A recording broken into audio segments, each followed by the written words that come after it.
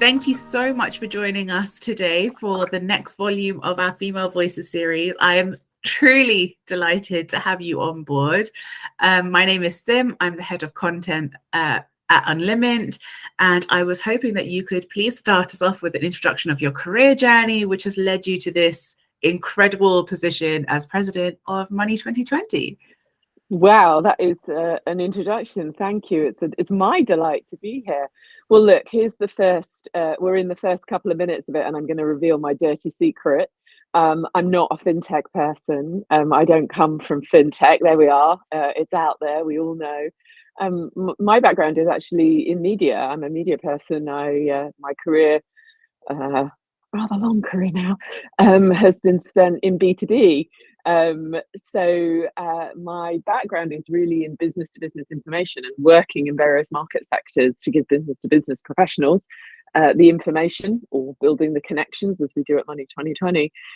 So that's my little secret to start us off with. So let's hope the scoops continue through this. So I happen to be working for Essential PLC, who bought Money2020 from the founders in 2014. And they asked me to leave the job I was doing, which was in the UK retail sector, and to come and be the president of Money2020, which didn't take much thinking about, I can tell you, a bit of a nanosecond. And here I am. I started in 2016, and oh boy, it's 22. And where did all that fabulous time go in what is definitely the best job in the world? What an amazing swing, though. The fact that you had once started off in a completely different direction, and now here you are doing such a phenomenal role and succeeding so amazingly at it. I'm sure you must absolutely love it. Yeah, I mean, I'd ran lots of business to business brands, and many B2B brands have events in them. So I had run events. I mean, I wasn't new to events. I've not run anything of the scale of Money2020, but not many people have. When you run these big scale events, but I knew the space quite well. I knew Essential, and look, I knew it was an amazing opportunity, and guess what? It was. Absolutely. I mean, you paint yourself in such a modest way, but you've been named by the Fintech magazine as one of the top 100 women in fintech globally. I mean, that's absolutely iconic, so phenomenal. There is no way you can be modest about that. Oh my God, I'm blushing.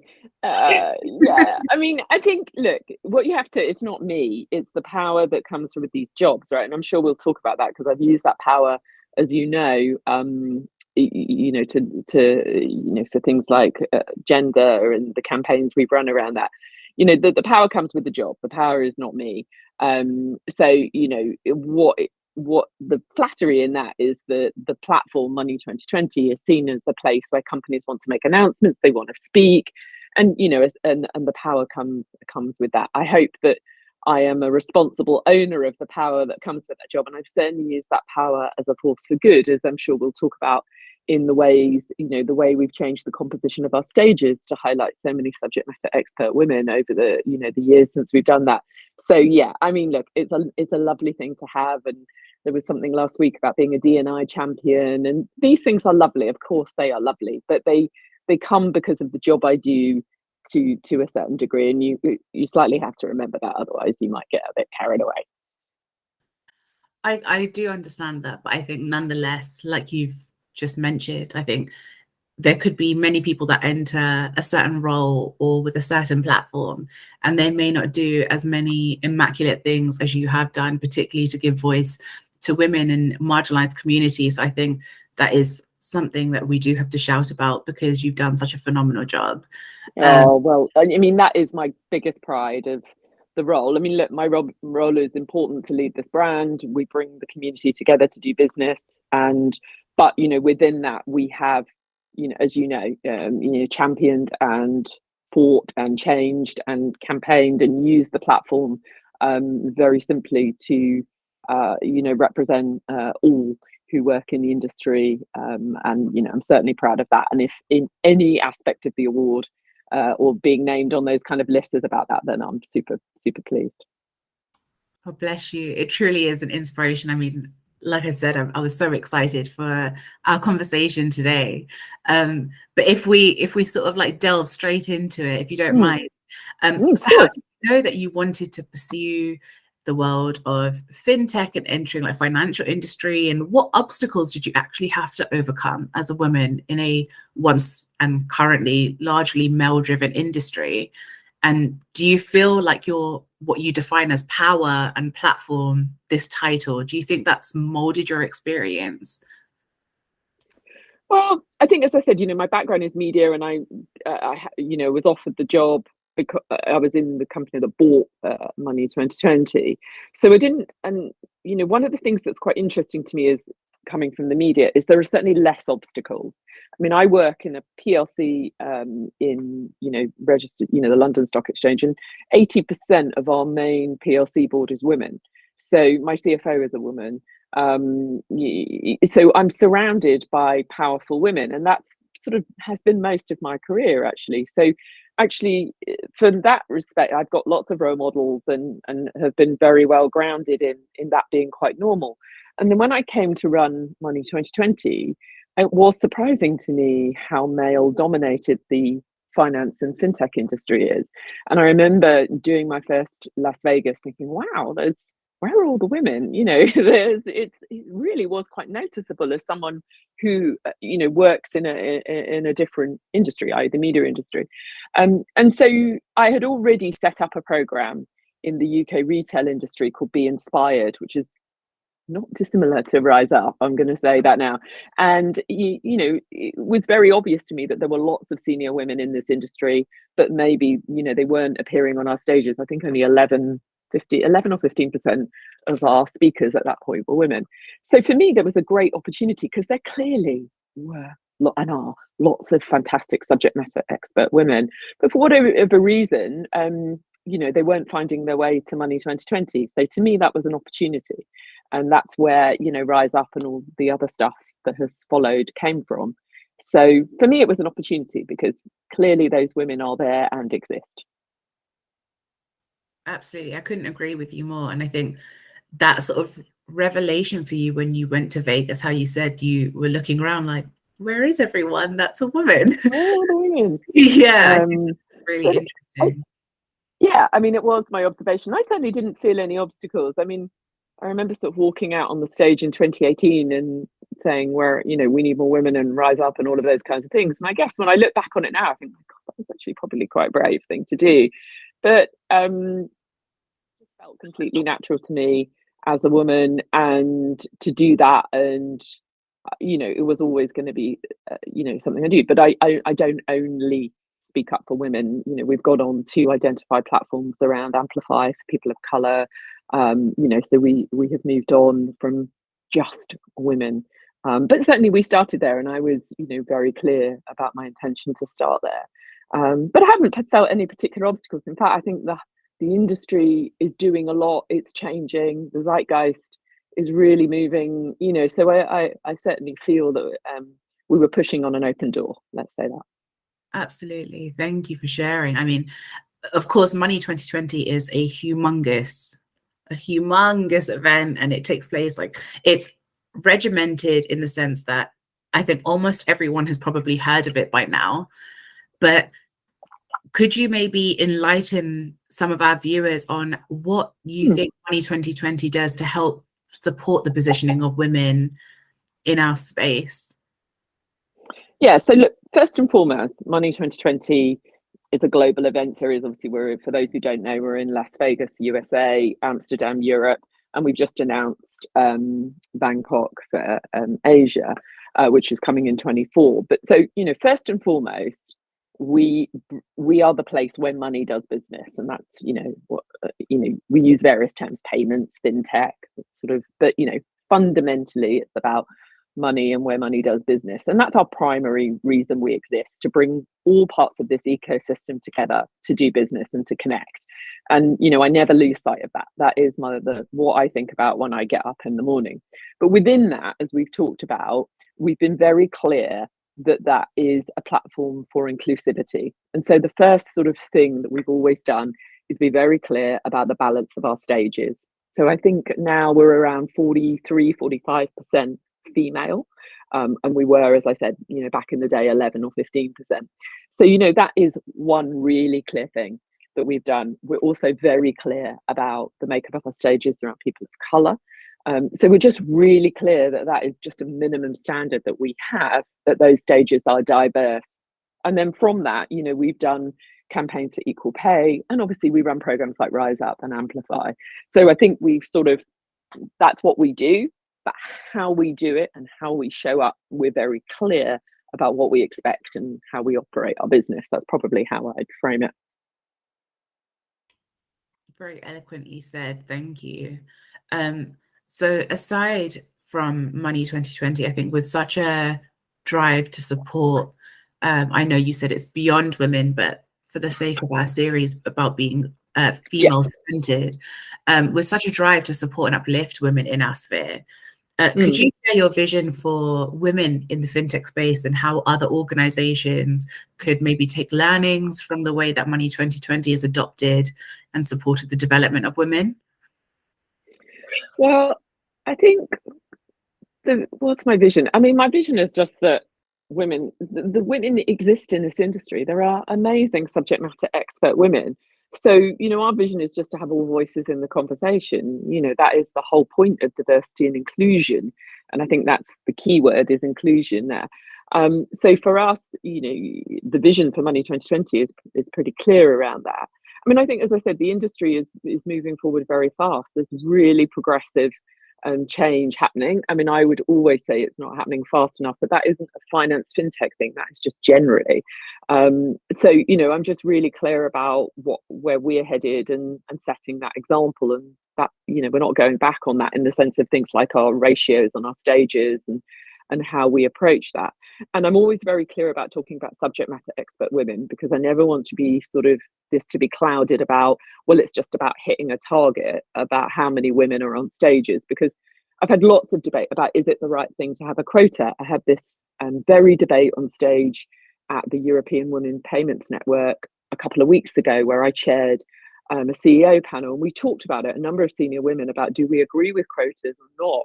Do we, you know, and lots of women feel uncomfortable. Did we just get that job because we were a woman? Did that woman just speak on that stage? And I've always been very clear that that isn't the case. It's about subject matter expert women. But you do have to work harder to hit the kind of goals that we set. And, you know, for whatever reason, we do find it still really hard to attract applications to speak from women. We get far more applications from men than we do from women. I think that still there is an uneasiness about public speaking and some of those areas. So I think, you know, these are areas that you have to sort of think about. But I'm very clear, it's about subject matter expert women showing the expertise on this topic, not because they are women. And I think, you know, that's where the debate often around senior women comes from. So, you know, we're very clear, we set out. And I think the inspiration, I don't think I need to inspire. I think many companies are making amazing progress because they figured out that there is great talent that they are leaving on the table if they don't, you know, recruit it, retain it, or promote it. So I think companies are really making great strides. We've seen incredible progress in this area. So, you know, we have a clear vision. If we've in any way inspired companies to act, then I'd be thrilled. Thank you. That was incredible. I think it was really interesting that you mentioned the quota part, because there's a lot of that in terms of people often feel and fear that they are just satiating a tick box exercise. Yeah. So that's a really wonderful conversation to bring into the public sphere. And I know a lot of younger women feel, I mean, I've often had lots of debates with women in my own team who feel uncomfortable about it. And we have that debate. And I think that's totally fine that we do. I do think that debate has moved on now, and people are feeling very comfortable that we do need to sort of forcibly level the playing field. But I know it is a debate, and not all women agree with it, or not all men agree with it. You know, it is still a debate. Now, you have to make the choice. And I've made ours, and I felt that, you know, on behalf of the brand, I felt that we had to set a standard, you know, because people were saying, well, the ratios are lower in the industry, you know, 25% on boards or whatever. And my view was, yeah, but we have to hold to a higher standard. So, you know, we do lead rather than reflect where the stats are in the industry at the moment. And I know that the debate often happens. I mean, I've often spoken to other event organizers about what they should do, because, they're debating, should we do this, or interested in that? And my view is you have to lead, not follow. It's the choice I've made, and that's how we roll. But other brands have to make their own choices.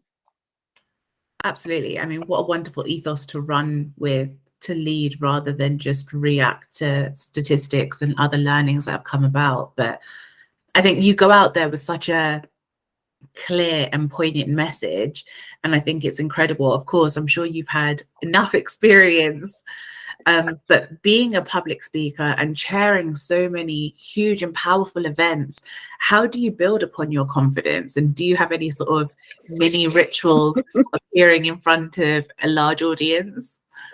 Well, look, I still get really nervous to say it. I know people see me walk out on stages and think, oh my God, I get really nervous often, not every time. Actually, smaller speaking gigs are often, when you can see the audience, I find that's much harder. Sometimes, when I walk out on stages like Vegas, Money20, you can't see, there's thousands of people out there, but you can't see them because of the lights. And that's great, because that really does help, I have to say. But it is nerve-wracking. Public speaking, I mean, some people, let's just say, I know it's in the top 5 fears of people, not just, women. But public speaking is a really important skill, because communicate, particularly if you want to be in a leadership role or a senior leadership role, you do have to communicate effectively. You do have to be able to articulate, and you do have to be able to speak to groups. So it is a really important skill that you have to learn.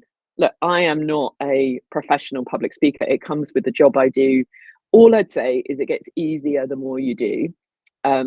And the nerves don't go away. And I think people think, oh, the more training I have, it isn't. The only way it gets easier, I'm afraid, is to keep doing it. And I still get really nervous, and you just have to accept it, and you have to get on with it. But I do believe it is really important to role model it and to be out there. And I know that has an impact. And I know women who have seen me go out on stages, and that matters. And so, I just think it's really important. But I don't have any rituals apart from I insist on rehearsing. So I always want to rehearse on the stage. I am always very well rehearsed, whether I'm practicing in a mirror or I'm practicing on the stage before I go out. Rehearsing is really important. You can't wing it. You just can't wing public speaking. You have to put the practice in. And, often I'll be using auto cues when I'm doing big environments. And if that I always have well, what if the auto cue goes down? So I always know my speech inside out. So if that auto cue went down, I could keep going. You just have to be well prepared and well rehearsed, because if you take that out of the equation, then you've just got the sort of nerves of the audience to deal with. But if you're nervous about what you're saying and how you're going to do it, then that just adds to the fun of it, quite frankly. So my only ritual is to be well rehearsed. You are very rehearsed and prepared. I think that's amazing. Like, not only to just rehearse, but to also just remember, preparing for every potential scenario. Yeah, I mean, auto cues going down has never happened to me. It has frozen, but that is just the stuff that plays with your mind, and that's a mind game. And that's just you're like, oh, what if they're? You just have to sort of take that stuff away. Trust me, I don't know those speeches inside out, but I know them well enough. And the thing is, no one knows what I'm going to say. So if I slightly have to sort of ad lib it, and no one's going to know that wasn't quite what was on the auto cue. So you just have to, but that would be my top tip. Just be practice, whether you're talking to 10 people, you're talking to 20 people, or you're having to do sort of 4,000 or 5,000. Be well practiced, and it's amazing the confidence that gives you when you know what you're going to do. There's all sorts of stuff about you don't want to be over rehearsed and all that kind of stuff, but my main thing would be clear. The question I get asked the most is, how do I get speaking gigs, my first speaking gigs? Because people know that they want to do it, they know that they. And so, that really is about seizing opportunity. It's about taking any internal opportunity that you get, or creating internal opportunities, working on that in your development plan, talking to your, internal town halls, internal presentations, which are always way more nerve-wracking than talking to rooms of strangers. And then I think it's finding events like Money20, but other ones. There's lots of events in this industry, and we need speakers. We need speakers. So make friends with the conference producers and the content team and talk to them, find out what they're looking for and put yourself forward. So, people think that people are going to find you, but we get thousands of applications. Put yourself forward and and get other people to speak on your behalf. And I know that lots of my networks, particularly like my Rise Up network, when one of them gets asked to do a speaking engagement and they can't do it, they put it out to their network to help other people get their first chance. So get yourself in those sort of environments. And I'm always amazed at and cue lots of people messaging me on LinkedIn. But reach out to me. I will always connect people to our speaker team. I'll always try and help people get their first speaker gigs. You do need to ask. It isn't going to magic itself, would be my sort of advice. No, that's really kind of you, but also it's such sound advice. I think sometimes we forget the power of networking, and it's so fundamental to growth and opportunity. And look, I know that Rise Up, the program that we operate within the shows, has lots of following and it has lots of content that we deliver. But actually, the primary goal always, right back in the beginning of Rise Up, was helping women build networks. And that sounds, I don't mean that helping special help, but there is something about that women prioritize, and there's some generalizations this that there is some research to back this up, that tend to prioritize doing good work, focusing on the work, and are less prioritize building networks. And you have to do both. And large events, live events, whether they be mine or other people's, are brilliant environments for making connections. And that's what we really talk about Rise Up. We talk about building your network because the network is critical. And I just want to, on that, say it isn't about walking into scary rooms of hundreds of people with a glass of sort of, tepid white wine and having to work your way. I mean, most people find that absolutely terrifying. It is about being intentional and really looking at delegate lists or, knowing which companies are going. And even if it's just one or two people that you go, I really want to get to meet them. You don't have to add 50, 60, 100. Some people do that and they're just life's natural networkers. That doesn't mean if you do it in a different way, you can't be successful. And I know lots of very senior women who do that, who don't love walking into rooms full of people. I mean, most people don't like that. So I think be really clear about how you're building your network and what is it specifically, rather than just collecting people, which, there is sometimes a place for that. But I think being really clear about, I want to meet these types of people, etc., etc. So I'm all in on the network, as you probably gathered. I could probably talk for the rest of the day on the importance of that and how to get about it. No, thank you. That's lovely. I mean, I know you've mentioned the Rise Up Academy a few times, how it gives voice and room to diverse voices. There are still numerous people who unfortunately don't have access to such opportunities. Yeah. How would you suggest that they, like you've mentioned, how people don't enjoy walking into rooms filled with people, how can they develop their learnings? And are there any learnings of your own that you would like to share for aspiring female entrepreneurs? I think there's two. Yeah, fair point. I mean, I think there's two things that we do in Rise Up. One is knowledge, and the second is network. I think on knowledge, there's lots of great stuff out there. There's lots of great YouTube videos. There's lots of great books that you can read about building your brand or building a network, or how to ask for pay reviews or how to get the next promotion, or all of that. There's so much content out there and great content that you can, read. So I would do that on the key topics and really be clear about what is it that you're focused on. Is it building your brand? Is it building your network? Is it whatever? And I think on the network thing, you've got a network already because it's the one you work with in your company. And then, there are lots of organizations, great organizations like EWPN, the European Women's Payments Network. There's WNET in America. There's lots of associations for women in our industry. Join those, that lots of them have local chapters. Get into a sort of network in the industry outside of the company that you work with. That's really easy to do. And they are fabulous networks. I mean, the EWPN event I went to, and that network is fantastic.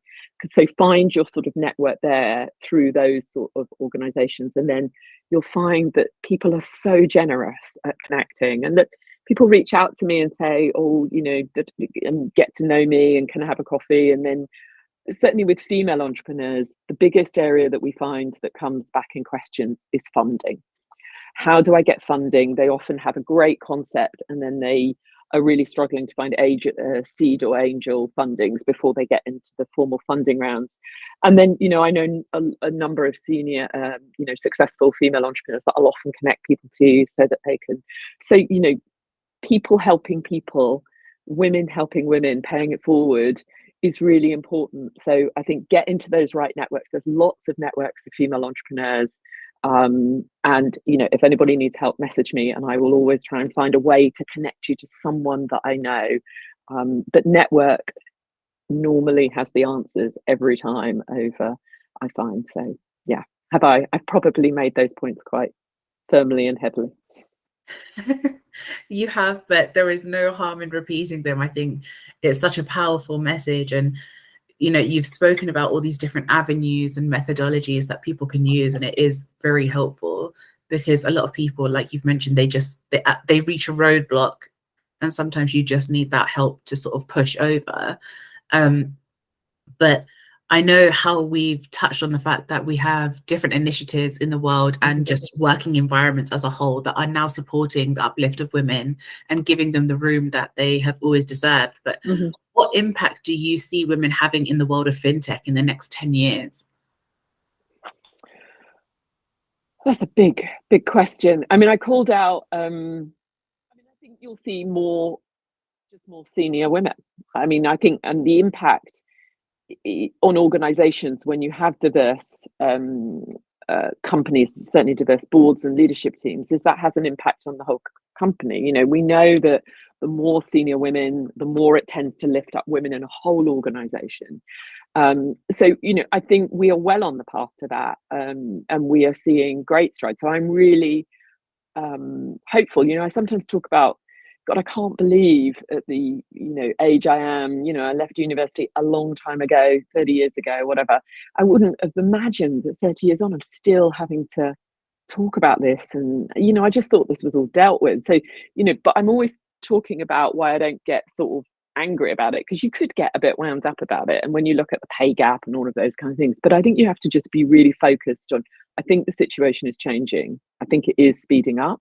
I think we are seeing more senior women coming through and more women generally through at all levels, and I think that there will be a snowball and it will speed up. So I feel very excited and hopeful, and I like to go with the glass half full and focus there. So I think the next 10 years are super exciting.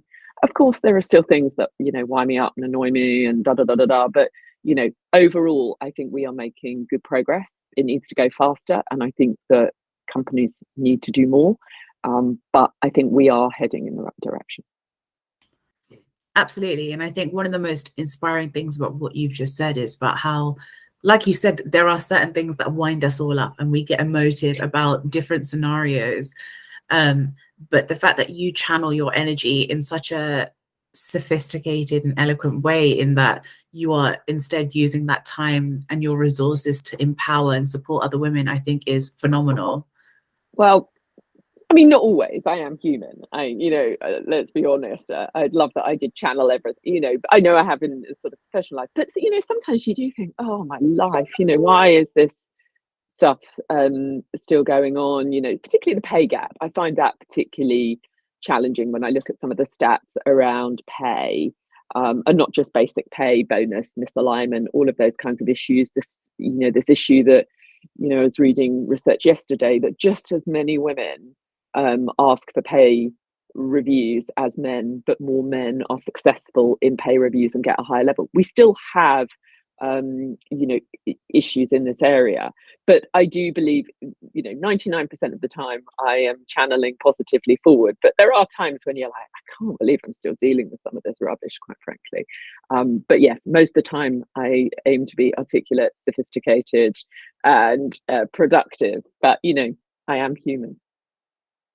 No, of course. I think we all have that certain moment, but I think we also need to, because that helps us realign our vision and remotivate ourselves because of why we're choosing to do the things that we are doing at the end of the day. Yeah. So thank you for sharing that. I mean, somehow we've powered through these questions, and I am on my last one. It's just been so interesting. Oh, thank you. It's a joy to talk to you. Oh, bless you. Likewise. But it's actually quite different from the conversation of females, and more in terms of what trends are you most excited to see in the development of our space as a whole, because so many things are happening. God, big questions. I mean, I think the thing about this industry, Money 2020's first show was back in 2012. And, let's just say that every year we're not short of something to talk about. And some of these trends take a long time to work their way through. And I'm pretty confident that, in 2032, we'll still have loads of stuff to talk about because this industry just keeps moving and keeps disrupting. I mean, obviously in a very specific, I think, there's open banking. We've seen some of those announcements through the US at Vegas this year. I think there's some, still massive opportunities there in empowering the customer over their own data and what that will mean. I think genuinely moving into AI, then, there's lots of developments about quantum computing and what that's going to mean in the next phase.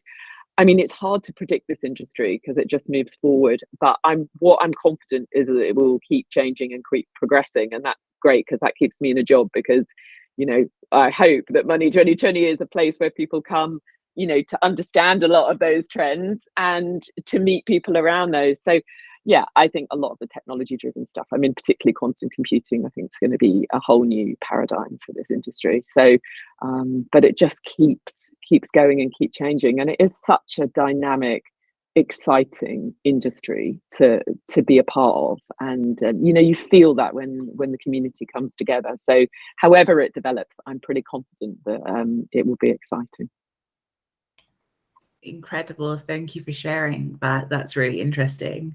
Well, I am absolutely gutted to say that this is the end of our time. We're out of time. Yeah, I can't believe it has flown by, but I just wanted to take a moment to thank you so much for joining us, because it has truly been an incredible, short but sweet period of time with you. And it's been so enlightening and genuinely hand on heart inspiring. So thank you. Oh, thank you.